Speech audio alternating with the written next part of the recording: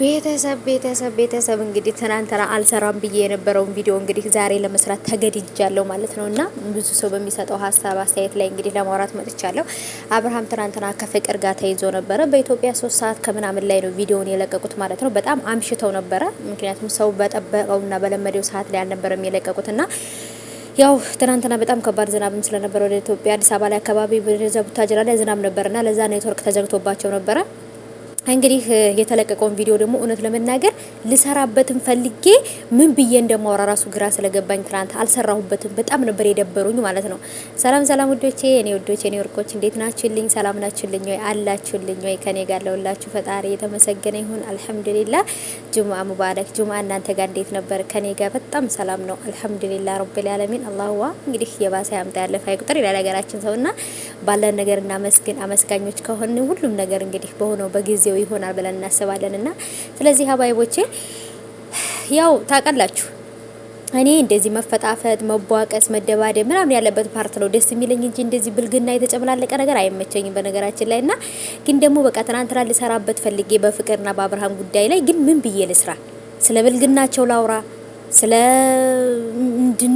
ስለምን እንደማወራ ራሱ ወይንም ደግሞ አብርሃም መጥፎ ሰው ነው ፍቅር ባለጌናት የሚለው ምን ብዬ እንደምሰራ ግራ ስለገባኝ መስራት አልፈለኩም ነበርና አሁን ላይ ግን መጨረሻ ላይ እንደምታውቁት ሄርሜላ መታለችና ያየችው ነገር እሷ ራሱ ማመን አልቻለችም። ሄርሜላ አምናው ነበረ እሱ ከፍቅር ጋርና ከሩታ ጋር ሲያደርገው የነበረው ነገር አይደለም።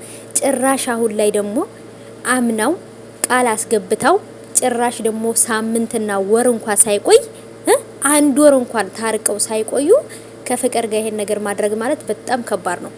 ጭራሽ ደግሞ እኮ ለማስተባበል ይሞክራል እኮ ጥፋቱን እንደማመን እንደዚህ አድርጋይ ነው እንደዚህ ብላይ ነው በመጠጥ ነው እንደዚህ የሆነ ነገር አድርገውኝ ነው ምናምን እያለ ጭራሽ ሊያስተባብል ይሞክራል። ሄርሜላ ይሄን ነገር እንዳየች ነበር ያለቀው። ያው እንትን ድራማው ያው እንትን ታውቁታላችሁ ምን ልበለው አለም ሰምታችኋል። እና እዛው ላይ ነበር ያለቀውና እንግዲህ ያለቀበት ፓርት ሄርሜላ መጣች ገባች ምናምን ከዛ ነሃ ብላ ምናምን ደንቅጣ ቀረች። ከዛ አለቀ። ከዛስ ቀጣይ ክፍል ይቀጥላል። ጠብቁ። በተለመደው ሰዓት ዛሬ ይደቀቅላችኋል ማለት ነው። ከሄርሜላ ቀጥሎ እንግዲህ ሄርሜላ በገባች ሰዓት ያቆመው እንግዲህ በጣም ነው የደነገጠችው። እሱ ራሱ ለማስተባበል እየሞከረ በጣም ትልቅ ብጥብጥ ነበር የተፈጠረው ቤተሰቦች ማለት ነው። መጨረሻቸው ሳናቅ ነው ያለቀውና በጣም ከጠበቅነው በላይ ማለት ነው። ሄርሜላም ራሱ እንግዲህ ከዚህ በኋላ አብርሃምን ሩታና ፍቅር ናቸው እኔና አንቺን ለማለያየት እንደዚህ ያደረጉ ምናምን ብሎ እንደሚታረቃት ታያላችሁ ማለት ነው። ሄርሜላ በጣም ሞኝ ናት፣ ከብት ናት። በነገራችን ላይ ከብት እንኳን ራሱ ቤቱን ያውቃል፣ መኖሪያውን ያውቃል።